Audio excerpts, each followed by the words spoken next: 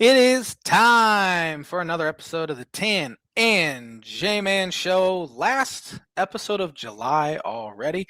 Last episode, I believe, without any sort of football going on, right?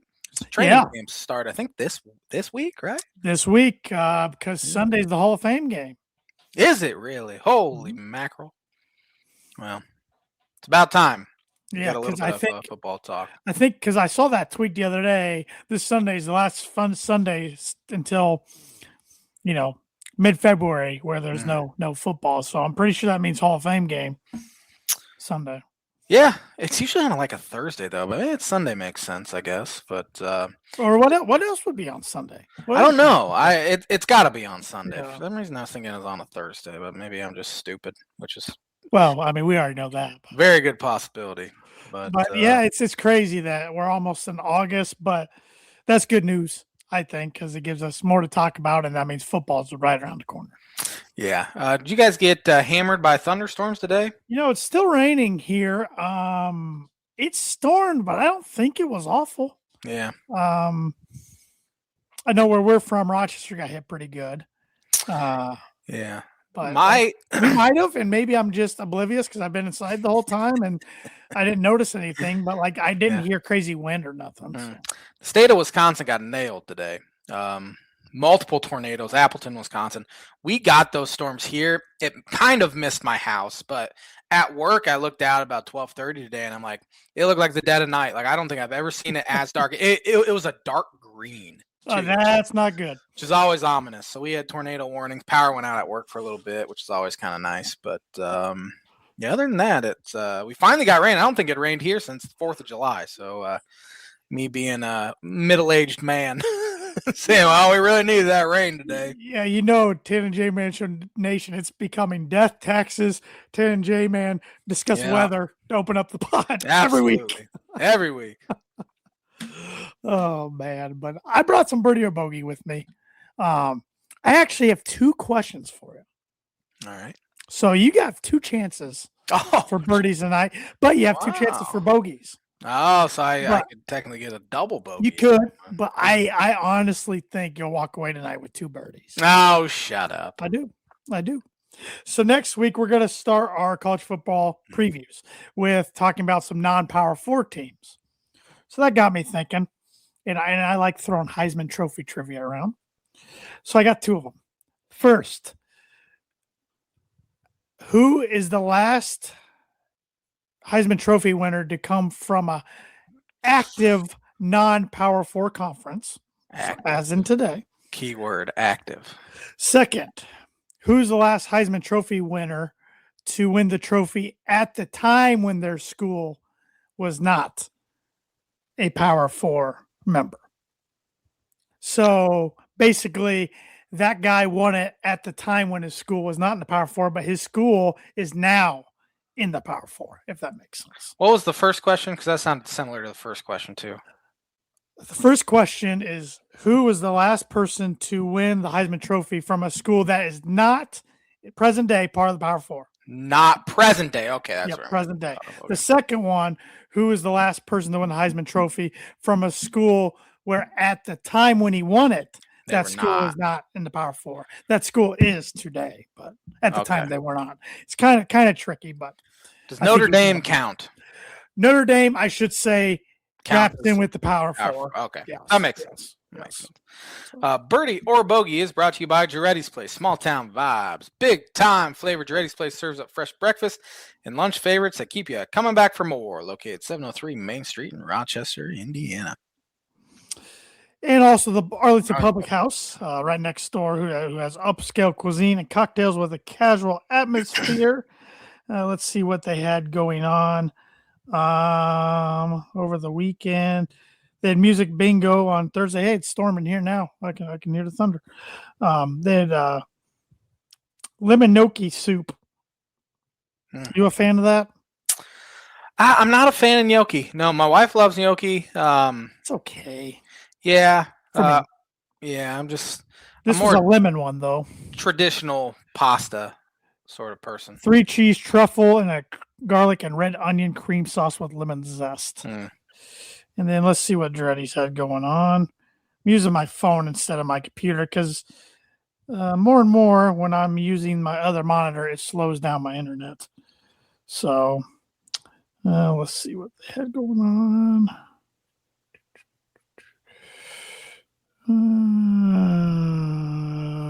No new specials. Fried Caesar chicken sandwich, Southwest cream cheese wrap. But those were the weekend specials for July earlier this month that have been going through July. So be on the lookout for what they got for weekend specials starting this weekend since it will be August come Saturday. Yeah. Crazy. Absolutely crazy. Big sports story. I guess it was official Friday. We know where LeBron James is taking his talents. LeBron James. And it's not like it was in 2010 when he decided to take his talents to South Beach. He's taking his talents to Philadelphia. It's weird. Very weird. It's weird. I know Philadelphia was like always mentioned. It was like Cleveland, Miami, Philadelphia. I just thought Philadelphia was going to be a distant third. I did obviously, he's from Ohio. He's from Akron. Played in Cleveland, obviously, for years. Played Miami for a couple years. So I just thought those made sense. But Philadelphia, I don't really understand the fit, honestly. I think I said championship. I said it on the show last week, though, that who's going to shoot for them? Because LeBron's not a great shooter. Jaylen Brown's not a great shooter. Joel Embiid plays 35 games a year, maybe. Jaylen Brown he didn't technically ask for a trade, but he wanted to be the number one dude, and now he's at best the third option, if not the fourth option, behind Maxey. There's not going to be enough balls to go around. That's true. I would say as far as three-point shooting, while none of them are stellar, none of them are bad shooters either. They're just kind of they need to add like a Kyle Korver or JJ Redick type to that team. Obviously, they're out of the league. Who would that be? Maybe make a trade for Duncan Robinson. That's who came to my mind too. It's yeah, it is.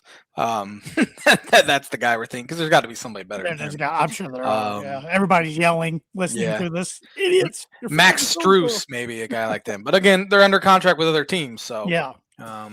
Where does this put Philly in your Eastern Power rankings? I mean, it's obviously they're going to be in the top three. I would say. Obviously, I still don't know if they're any better than Miami with Giannis and Bam. So Miami has no depth. That's the problem. Actually, last week I was talking about LeBron in Miami with the shooting aspect because Giannis can't shoot, Bam can't shoot, LeBron's not great. So that was one thing. You're right. Detroit will be good again. I don't know if they'll be number one seed good. Cleveland will be good. Yeah, I don't trust them though. I think the East is weak. They're below the Knicks. The Knicks just won an NBA title and they get everyone coming back. So I would say they're probably slot right between maybe the Knicks and the Celtics and the Heat. Right there. Yeah, I think they're better than Boston. Yeah, I do too. I think Boston's taking a step back this offseason. I'm intrigued by the Pacers. I'm not saying they should be in that conversation with a lot of those other teams we just mentioned, but Halliburton does come back. Yeah, he's back. He didn't make a lot of noise in the offseason, but they never do, really. I mean, 2 years ago they were in the finals, Game 7. So, yeah, I don't know. Siakam's still there too, I believe. Yep, he is. I think last year just kind of proved that Halliburton might be the MVP of the league, leading to the finals, and then one of the worst teams in the league, and they got screwed out of the lottery. Yeah. But what I hear you saying is Philly will not only be a playoff contender, but they're going to be in the mix to win the East. Yeah, they're going to be in the mix. I mean, the Knicks are very good, but again, they were what were they, the 3 seed this past year, and they got and they ended up winning the NBA Finals. So they got hot at the right time. Yeah, but I still view the East as wide open. Yeah. And I think it was smart if LeBron wants another championship opportunity to get out of the West, because the West is loaded and going to be loaded for a long time. Did it surprise you they took the vet minimum of 2 years, $8 million? He's made enough money. He has. He obviously wants to go win a title if he is taking that minimum. Minimum. I mean, he wouldn't do. He never wanted to do that for the Lakers, though. And no, he didn't. they could really. I mean, they already got some good pieces. They could have really built something there, but yeah, I mean, he had a good team around him, regardless of him not doing that. But now that he's 41, 42 years old, whatever he is, he's made enough money in his lifetime. I'm sure he is a billionaire net worth probably. wise. Let's look up what his net worth is. They say those net worth things aren't accurate. Well, what are you I'm gonna say he's worth 1.2 billion. That's my guess. I mean, with all the endorsements and commercials, 1.4. Man, that was a good guess. Making him the first active NBA player to reach billionaire status. Jordan's a billionaire, I'd imagine. He's made over 580 million just from his playing, but his off the court earnings. Well, have you seen all these players go on podcasts and say $5 million doesn't get you that much? Once you buy a car, you buy a house, you got to pay your agent. We all get taxed, you idiot. Shut up. Yeah, I don't want to hear it. No, it's pathetic. Be smart with your money. Exactly. You don't have to buy your mom. You don't have to buy your parents a house.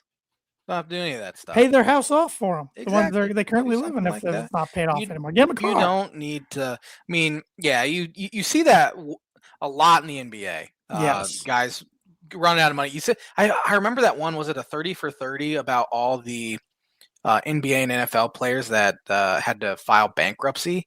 I think there was a 30 for 30 on that. That it's wild because they don't really teach financial literacy or anything like that. I think they're starting to now because they realize, hey, these guys are going broke quick. They're spending all their money. Yeah, well, especially with the NIL, they do have to. Yeah. Even though I still think we're going to see a 30 for 30 on this era someday. Oh yeah, definitely. Yeah.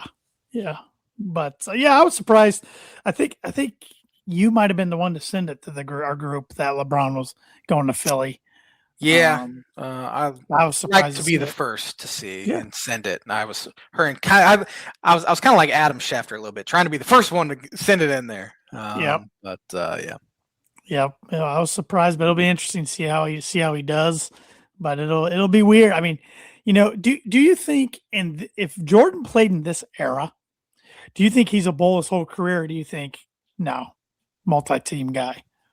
Oh man, that's a good question. I know it's hard to. I mean, we're seeing it less and less. Obviously, guys sticking around. Kobe stuck around, which I remember back in like 2007, 2008, there were rumors he was gonna, he even said it out loud that he's requesting a trade, and obviously didn't come to fruition. But I mean, he retired twice, so maybe that counts as. Obviously, he didn't play with another team until he went to the Wizards, but which is still weird.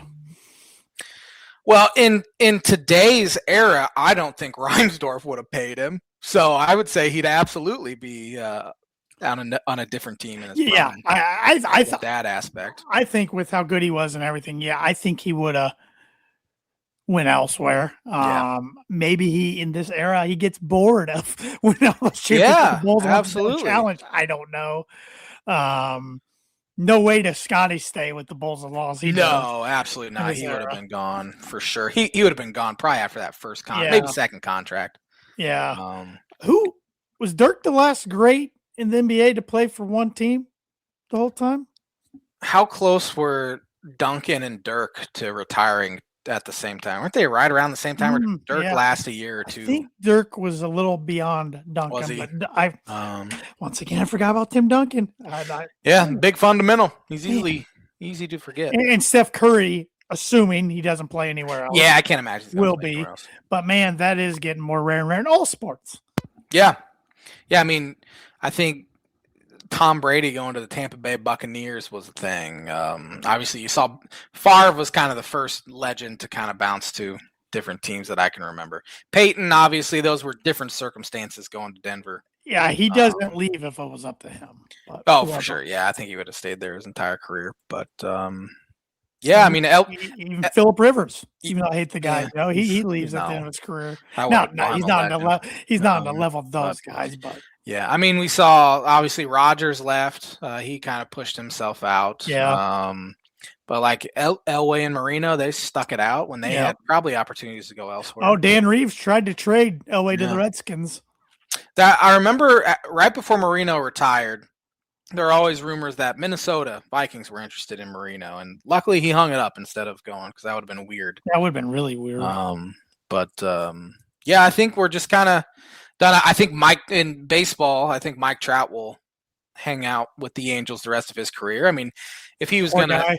I know, ask for a trade or anything, he would have done it a long time Yeah. ago. He's having a pretty good year and Yeah. healthy year. Yeah. So I think Aaron Judge is getting to the point where he's not going to play anywhere else.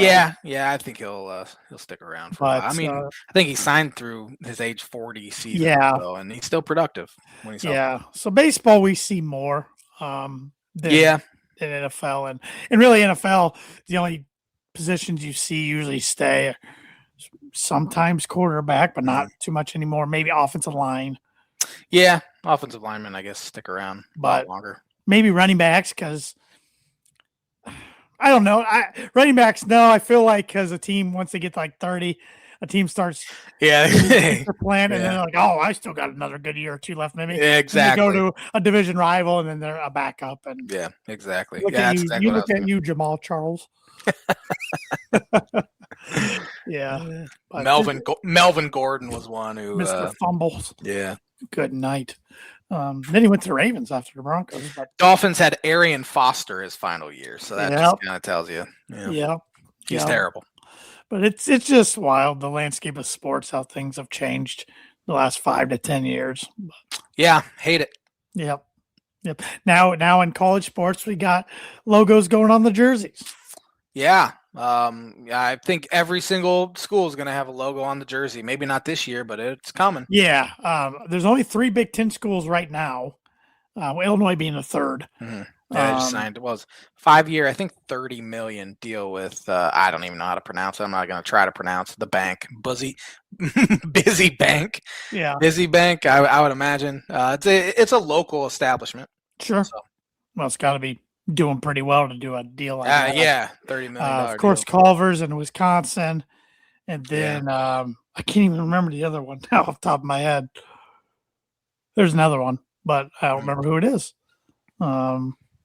Yeah, I've read where Purdue's had some talks with some companies, but nothing. They'll end up being like Beck's Hybrid or something agriculture. I think they need a new AD in there to start doing that sort of stuff. It's coming. I saw a report last week. They thought a new one might be announced this weekend, but I think they're going to hire with them. I think the deputy AD that used to be the AD at Winthrop will probably be the pick. That's kind of boring. It's very boring. I don't know.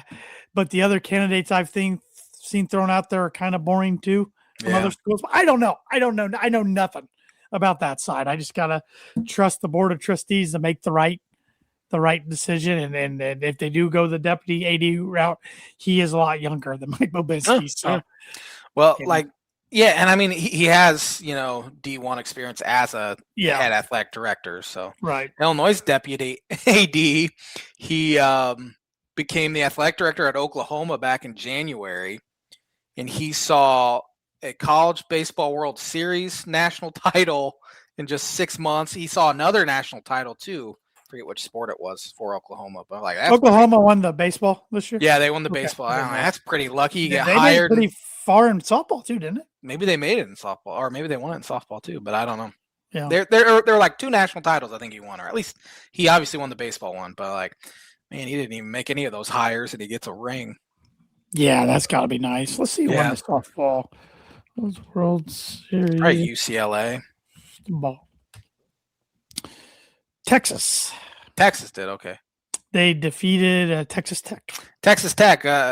Jason Williams, White Chocolate's daughter, plays yes, for she Texas did. Tech. She's pretty good. Yeah, I was kind of following that. Yeah, when they got into it with Florida, that was pretty entertaining. Yeah. Oh, he said he'd never step foot on that campus again. He's an entertaining dude. Yeah, he is for sure. That's for sure. Any other thoughts around? That was kind of rabbit hole there, but any other thoughts around LeBron or anything in NBA related? I was gonna say, what were we talking about? Yeah. No, I think from now until really the season starts, there's not a whole lot of NBA stuff. Not that we really talk NBA anyway. No. You knew he was gonna be the last domino to fall in free agency. He was drawn out as long as he could. Oh yeah, he likes people to talk about him. Sure. But I'm glad that's over. Yeah, me too.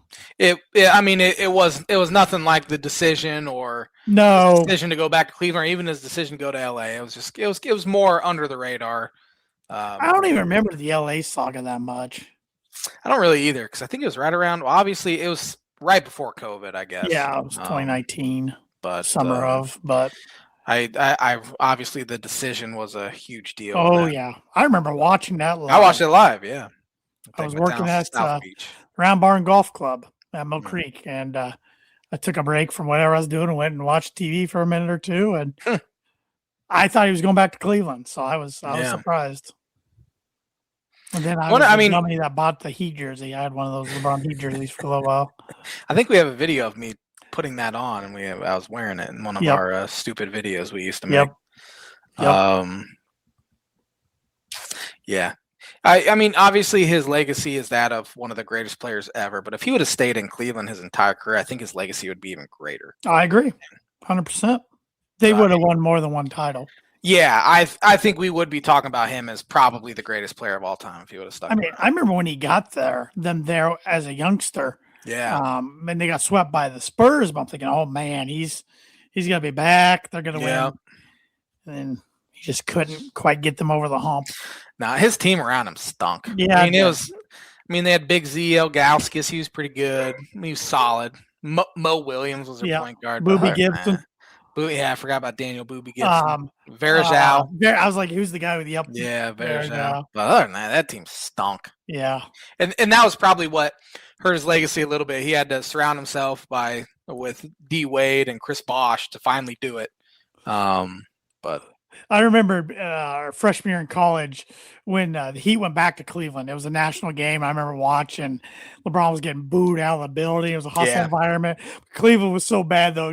Miami drubbed them by 60 I remember points. that. Yeah. They were terrible. That Cleveland roster was the worst I'd ever seen that year. Because that was the year before they got Kyrie. Yes. Yeah. They were awful. But, yeah, good stuff. Good stuff. We want to get educated. I do, always. Some sporting events that have happened on July 27th. It would help if I had the tab open. All right. Let's see here. On this day, 1927, Mel Ott, at the age of 18, hit his first league home run. It was inside the Parker. That's pretty good. First big league homer. On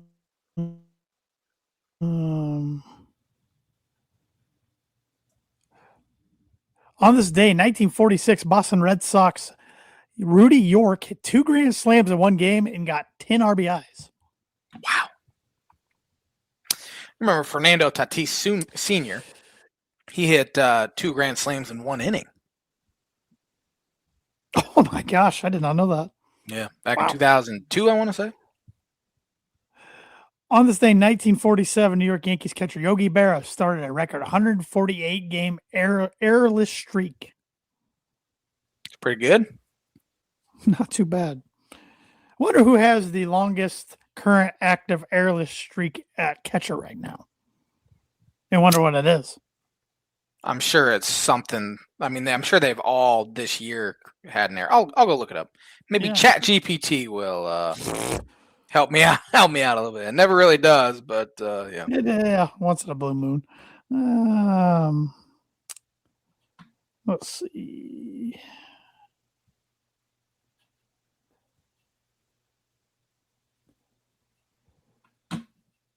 On this day, 1959, baseball's new Continental League was formally announced by attorney William Shea. Teams in Denver, Houston, Minneapolis, St. Paul, New York City, and Toronto are confirmed, with 3 more to be named later. So what was that? Like they were trying to rival Major League Baseball? What was it? The Continental League? I don't remember. Maybe, but obviously fizzled out pretty quick. It doesn't give any reliable up-to-date active leader, but the Major League record for consecutive games without an error for a catcher is Mike Matheny. 252 straight games. That's insane. I would have never guessed that. No. On this day, 1973, the 40th NFL Chicago All-Star game was held. Miami beat the All-Stars 14-3 in front of 54,103 people. Wow. What a boring game. 14-3. I wonder who's on the All-Star team then. I just want to give everyone a heads up. My wife is making bacon, so we'll see if I have to sprint out of here because the fire alarm's going off. I'm just gonna blame you for not cleaning the oven. Yeah, you can blame me. That's all right.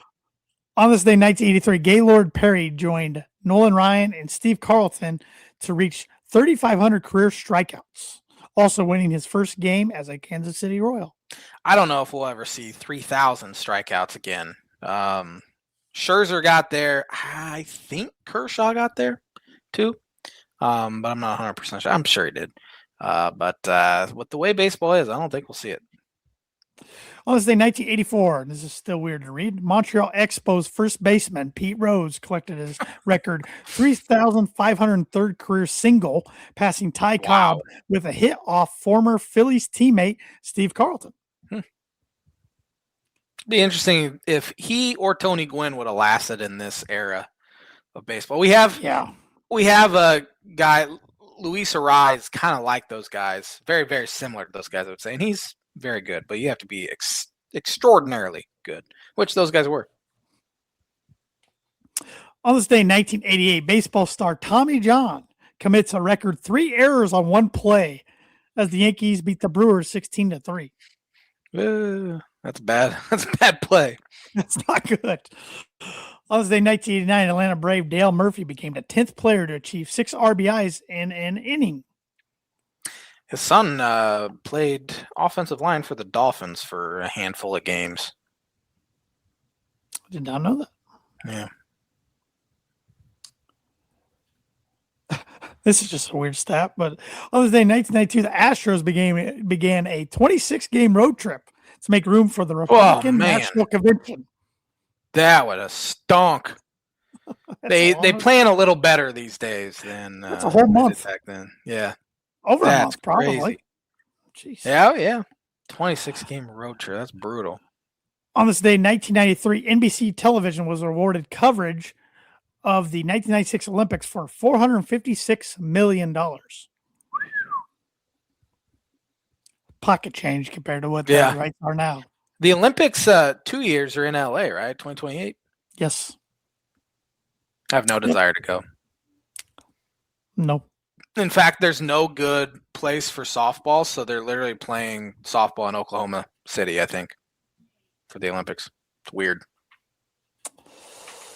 Come on, give me one more here. Come on.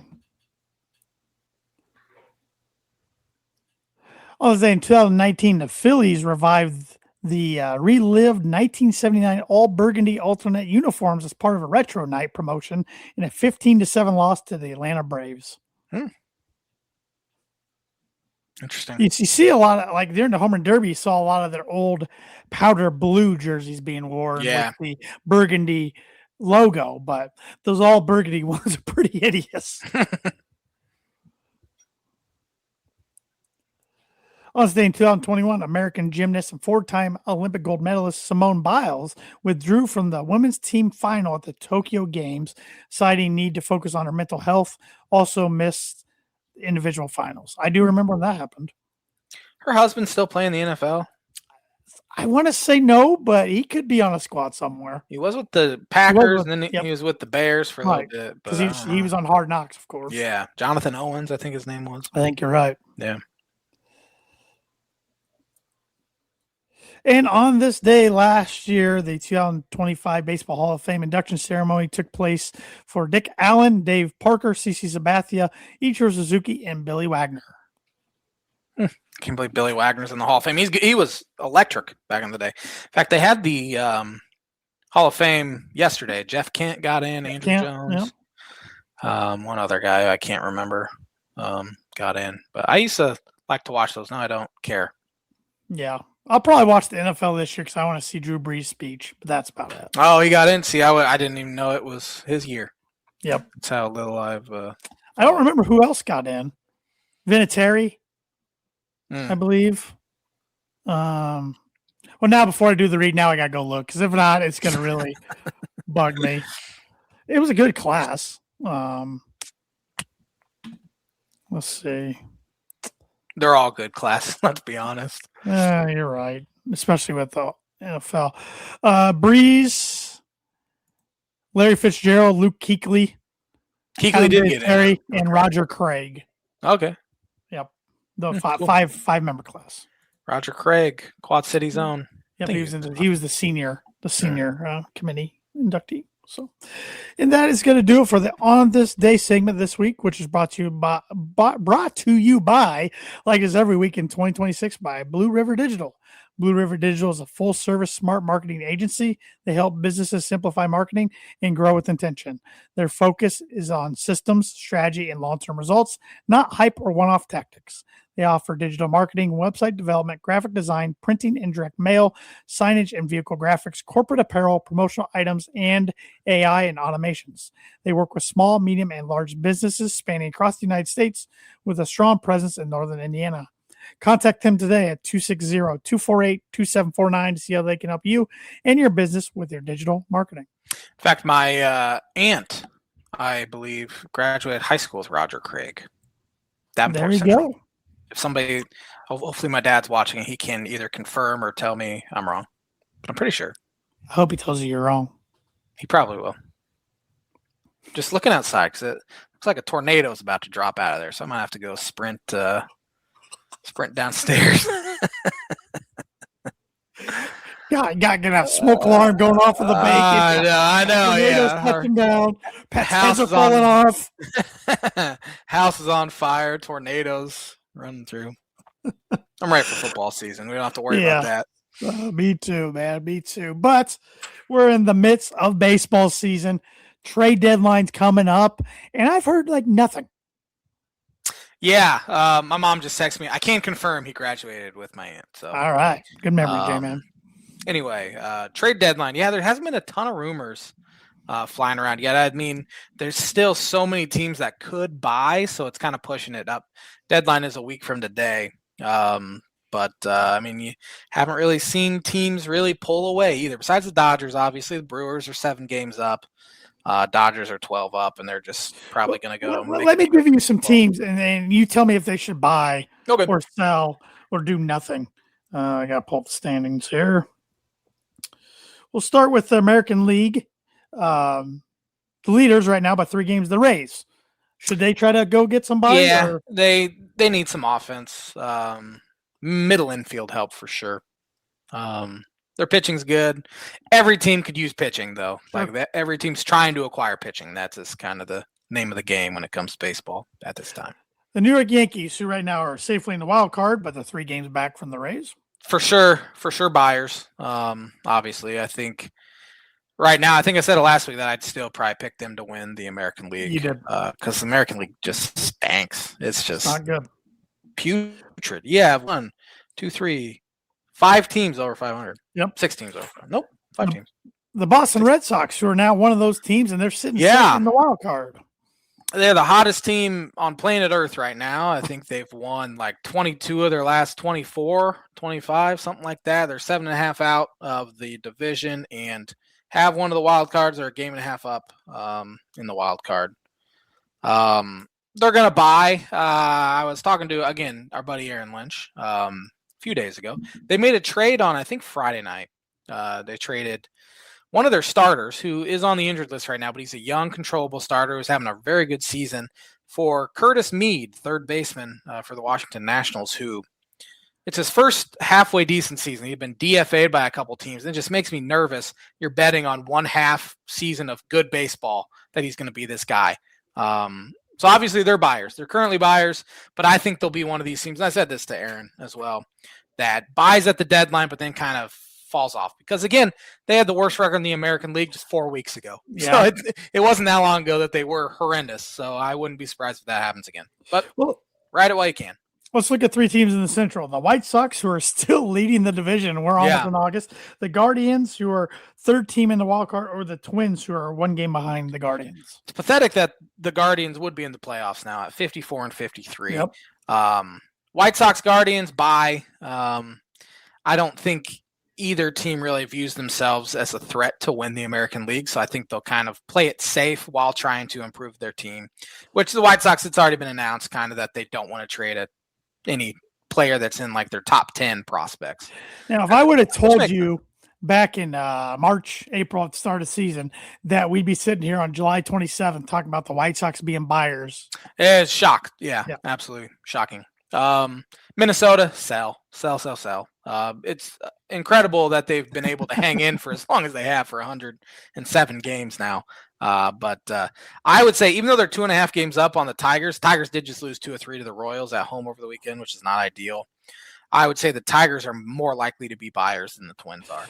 I do want to go back to the AL East because there's one team that's kind of catching my eye. How about the Orioles? Yeah, they're hanging in there. They did win like 6 in a row, and then I think they lost 2 of 3 or 3 of 4 to Boston last week. Sell, I would say. I don't. If you're at that stage and you're out of it, you're not going to win the American League. Sell. Good point. That's my thinking on it for sure. In the AL West, the Rangers, the Mariners, and the Astros. If the Astros are smart, I think they'd sell, and I think they are going to. Honestly, Mariners have been one of the more disappointing teams in baseball this year. 52-54. Rangers, they're old, but they're obviously winning that division. The Central and the West. The West is worse than the Central, but both are just bad. I know it's kind of sad. You look at it. And I know 6 teams get in, so technically 6 teams have a chance to win. Yeah. But I'm looking, I'm like, I think it's between the Rays and the Yankees. Yeah, and I think the Yankees are in a full season, even a 5-game set, 7-game set. I think the Yankees are a better team. But again, baseball's such a crapshoot unless you're the Dodgers. No. You can get hot for, have good pitching for 3 or 4 games and you win that series. So anything can happen. Speaking of the Dodgers, they're 67-39. So I'm guessing if they need anything, pitching. I mean, every team needs pitching because you have injuries. They've been mentioned with potentially trading for Tariq Skubal, Rich get richer, and I'm sure they'll do something spectacular for sure. And it's annoying. How about the Brew Crew? Obvious buyers. Again, they'll be mentioned with Skubal, which add him to their incredible pitching staff. It'd be insane. But yeah, Brewers and Dodgers definitely have farm systems that can piece together packages for him. The Braves. For sure. They have Austin Riley at third base, and he's an expensive guy, but he's been very bad. So they could really use really left side of the infield there, and again, pitching. I'm just pitching for everyone, so I'm not going to say pitching anymore. Are you sure you're not going to say with the Chicago Cubs? Pitching. Pitching. Cubs, yeah, they're 59-46. They're in a very good spot when it comes. You would have taken that right before the season, right now. Yeah, I guess. I mean, if the Brewers weren't, whatever they are, 66-39, sure, but I can't really complain. I mean, what are they? They are 4.5 up in a wild card spot. They're in good shape.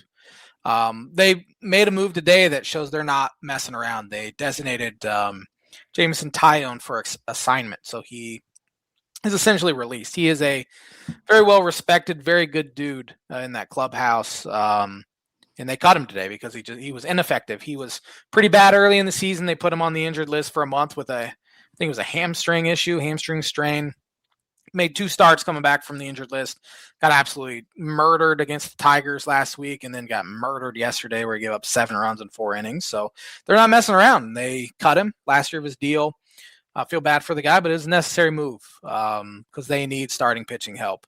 Matt Boyd and Shota Imanaga have been fantastic the past few weeks, really keeping them afloat there. But Colin Ray, I've tweeted it every single time, like for the past couple weeks. If he's still in this rotation in 3 weeks, something went terribly wrong. Last week I said 2 weeks. This week when he pitches and he gets shelled by the Cardinals, I'm going to say if he's in the rotation this time next week, Jed should be fired. But obviously, in your drafts, don't you? You just copy and paste. Yeah, just copy and paste. Yeah. Pitching need bullpen. They need back end bullpen help. Does seem like they're going to get some guys coming back from injury, which will help as well. Offensively, I think they're pretty much set. Maybe they could use a designated hitter, but it's not a pressing need. They're getting good contributions from about everyone in the lineup.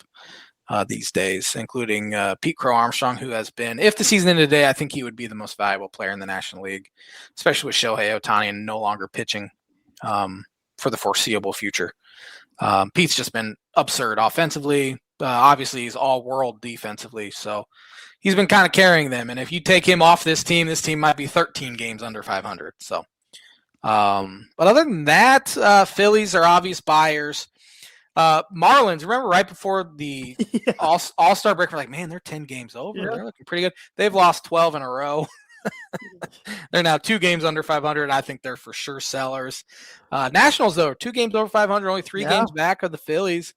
There have been rumors that they could shop James Wood and C.J. Abrams. I think it'd be horrific because those are 2 of the best offensive players in the league, and they're both 25 years and younger. I think that would just be so stupid.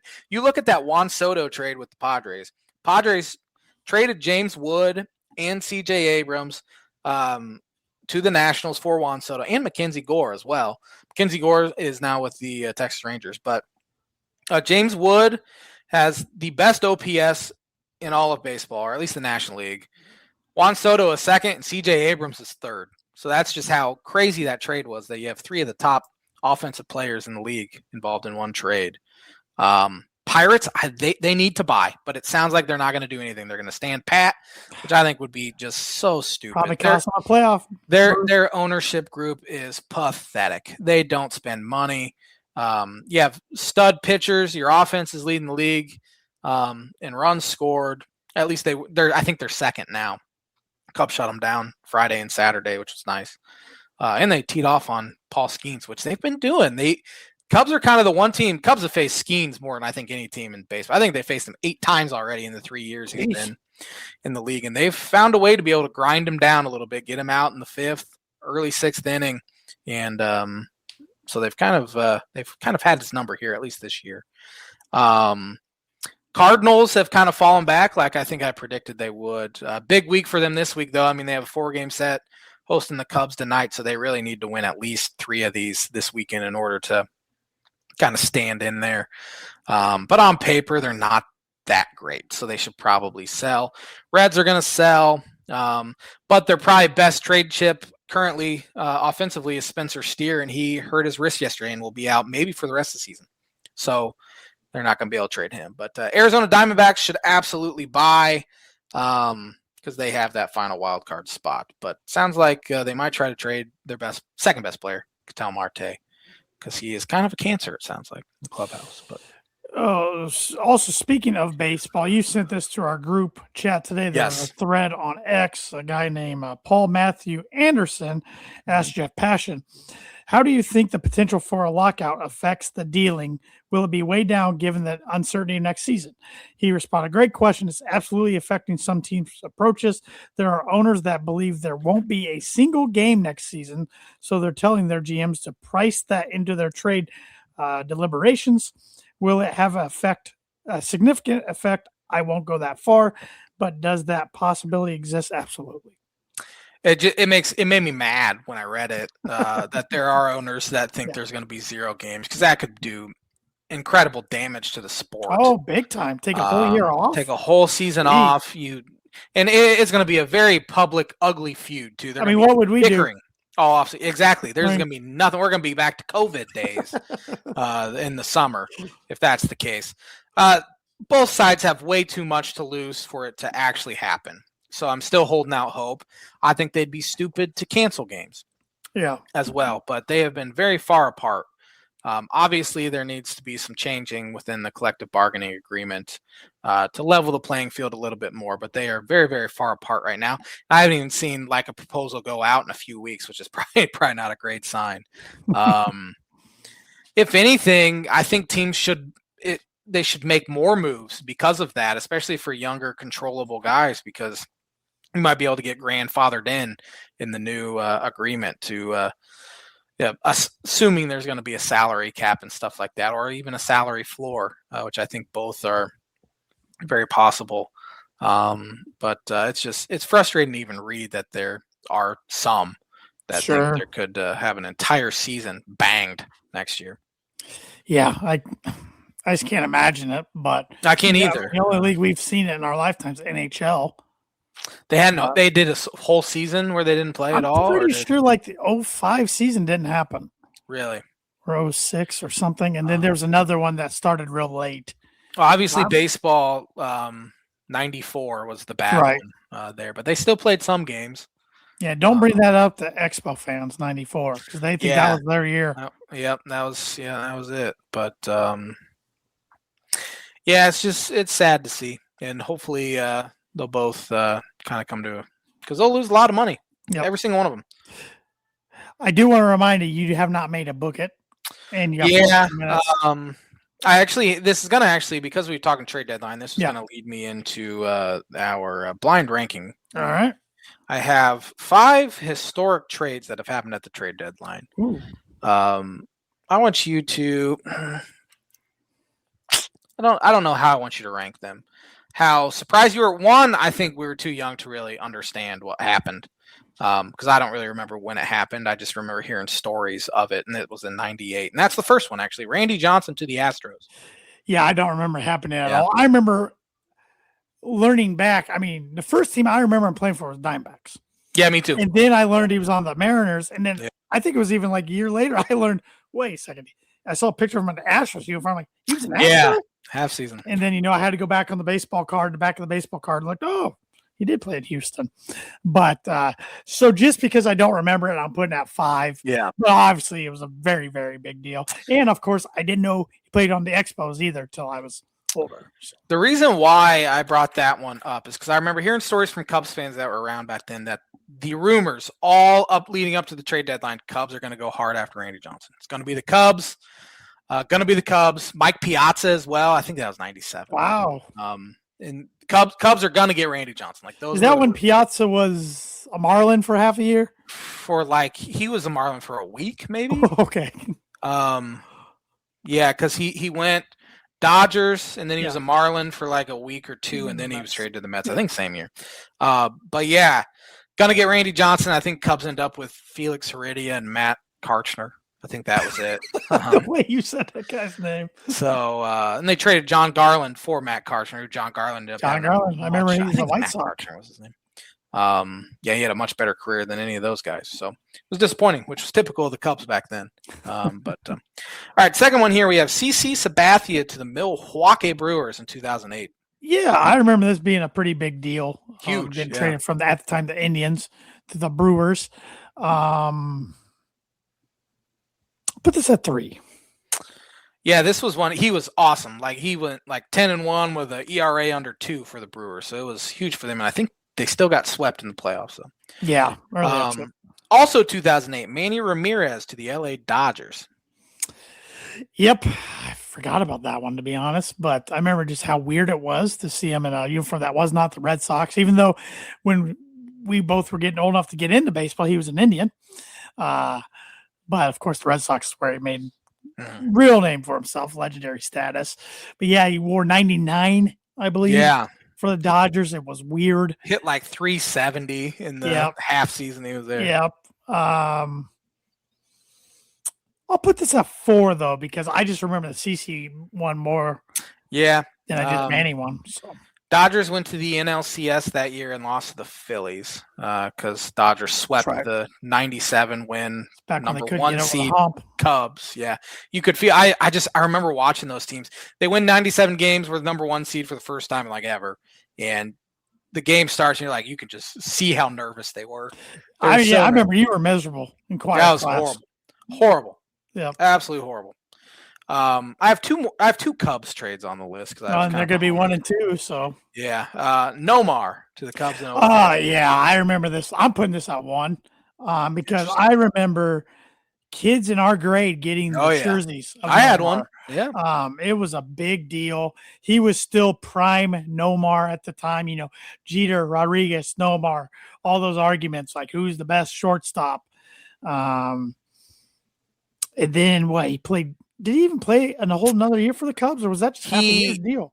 So, no, he played the next year and tore his groin in April, and that was pretty much it. His career was pretty because he went to Oakland after that. He went to LA as well and had some success there. But yeah, when the Cubs traded for him, I remember I was in Florida and I was like running around our little hotel room screaming because I was so excited.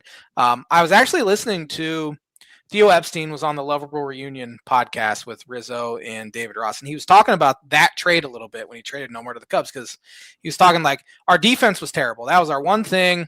Our offense was great. Our pitching staff was good. Our defense was not very good. And so a big part of the reason why I traded Nomar, which again, fan favorite, he did the whole thing with his, his batting gloves and everything. Everyone tried to emulate him. Stud hitter. He wasn't a great shortstop. So they went out and got Orlando Cabrera, which completely changed their defense. And they ended up obviously winning the World Series that year. But that was I'm sure that was a gut punch to Nomar. Oh, I'm sure. Go to the Cubs, who they had a 2.5 game lead in the final week of the year, and they ended up missing the playoffs. And Boston wins it. Horrible, and Boston wins. In the fashion they did it too. Yeah. Last one here is Aroldis Chapman to the Cubs. Yeah, I got to put this at number 2. Of course, he was a Yankee, and goes to the Cubs, and he goes back.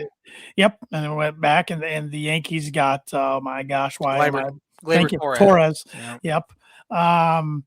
It was a good trade for both at the time, but obviously got the Cubs over the hump in the long run, which they needed. I still am surprised the dude's still pitching in the league today and still having success. And doing well. I thought his arm would fall off by now. Still throwing pretty hard. Also on that podcast, I was hearing, obviously, they asked him about that trade, Theo about that trade. And on paper, it was a horrible trade. Like, I was kind of upset about it at the time because I'm like, man, Gleyber Torres is a top 10 prospect in baseball. You traded a couple other really good prospects. I want like a young, controllable starter. And he was talking about it, said that on paper it was horrible, and I was getting torched by the media and even the fans. But I had a quote, and I was just saying, like, if not now, then when? Sort of deal. And they end up winning the World Series, and they don't win a World Series without Aroldis Chapman that year. So even though obviously he's known for giving up the homer to Rajai Davis, they don't even get there without him. Yep. Yeah, that's interesting to hear stories like that of GMs in different sports. Yeah. I know I watched documentary on who was it? Gosh, what team was it? Oh, where the Sonics had the deal to send Sean Kemp to the Bulls for Scottie Pippen. Yeah. And then it got leaked, and then it didn't go through. Yeah. That was a good one. Yeah. So do on this podcast, do they have different guests on every week? Yeah, they've I think they're done now. Because I haven't had one in a few weeks. But yeah, they started with the first episode was just Ross and Rizzo. Then they had John Lester on. Then they had Lackey and Arrieta on. Then Addison Russell, Chris Bryant, Kyle Schwarber, Ben Zobrist, Tom Ricketts was on their podcast. So it was just a podcast. It was just a certain time. It was the 10-year reunion. I think leading up to the. Gotcha. They had the 10-year reunion last week. Gotcha. Last weekend or. Yep. Was that last weekend or 2 weekends ago? No, last weekend. So I listened to it on my way to work every Wednesday when it come out. So it was kind of fun to hear some stories. Well, and David Ross can still rake, man. He got single in the Savannah. I saw that, yeah. Right. Desecrated Wrigley Field with the fake baseball. I don't like it. People love it. They do. It's like very little, but people love it. I'm trying to think. It's kind of like Top Golf for real golf fans. That's a very good comparison. I know in a way. Yeah. Not a great comparison, but I can see the parallels too. Yeah. But that good blind rankings list that took me down memory lane and a few trades I kind of forgot about.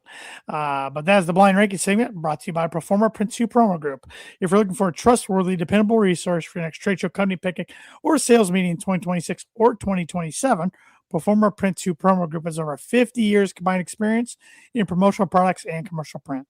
They strive for fast and efficient response to all your print needs, so you need to look no further. Let them be your one-source print and promotional company today by giving Barbara Van Weinsberg a call at 574-210-3815. This will be the J-Man's bucket prediction of the week. The Cubs, by this time next week, will have made a trade for a starting pitcher that I will be excited about. I was gonna say, will J-Man like it? We will see, and I will be very honest in my assessment if they do make a trade for a starter, and I do not like it, even if it makes me miss my. I will get the screenshots. There you go. But J-Man's Book It Prediction Week brought to you by Travis Wottring Insurance Agency for life, home, auto, business, renters, workers' comp, and farm insurance. Contact Travis 219-869-4561. Book it. All right, we got a few minutes left. Do you want me to go ahead and give you the birdie or bogey again, or do you have anything else you want to discuss real quick? Cubs have a big week this week. They have 17 games in a row because they have a makeup game with the Blue Jays next week, but 4 in St. Louis, huge, then 3 with the Yankees over the weekend in Wrigley. So that'll be a fun one to watch. I'm very glad Jameson Taillon is not making that scheduled start now. But yeah, big week for them. Hopefully they can just kind of stay afloat up until hopefully reinforcements come Monday. But and I know we announced this last week, but I'll do a rundown of our schedule in August real quick yet again.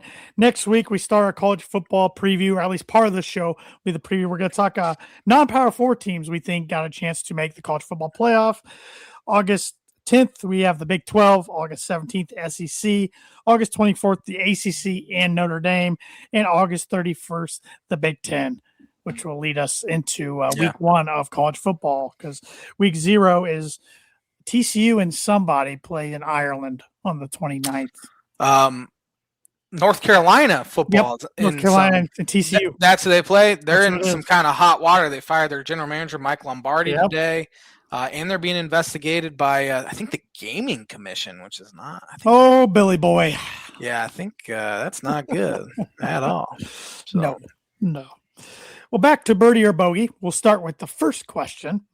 Who was the last Heisman Trophy winner to win at a school that is actively not a Power 4 conference school? I don't even have a guess. The only guy I've thought of that has won it that was with a school that was not in the Power 4 is Andre Ware. So that's going to be my guess for both. And I think they're probably both wrong. Well, Houston's part of the Big 12 now. Yes, but they weren't at the time he won it. So that was one of my guesses for the other one. You're close. Andre Ware won it in 1989. There was a guy that won it in 1990 that his school was not part of the Power 4 at the time. They're part of the WAC, and now they are in the Power 4. Oh, was it a Detmer? Yep, Ty Detmer. Ty, okay. At BYU. That was the second question. Yeah. Back to the first one.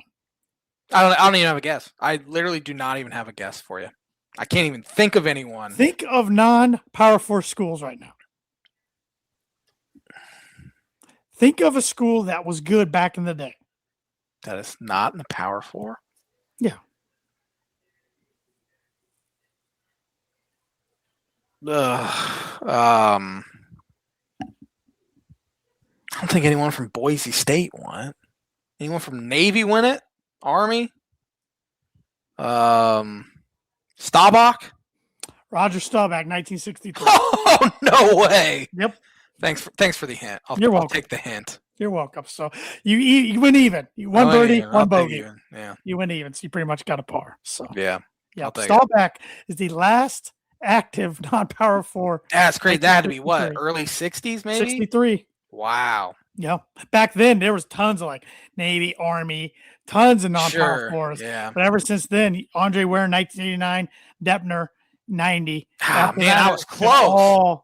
All Power 4. Even back then, Power 4 schools. Crap. The only reason why I thought of Andre Ware is because of him being on TV. Yeah. He was on ESPN. He would have been my guess. I wouldn't have thought of Ty Depner. So I wouldn't have thought of Detmer. I obviously didn't think of Detmer. They were part of the WAC, and then the Mountain West, now the Big 12. Yeah. And they were independent for a year or two. Man, that was so close. Yep. Thanks for watching. I needed that too, just to get back in it, because I'm still 3 strokes behind. Anyway, thanks for watching the Tan and J-Man Show. We'll be back at it with another episode. Have a fantastic week, everybody.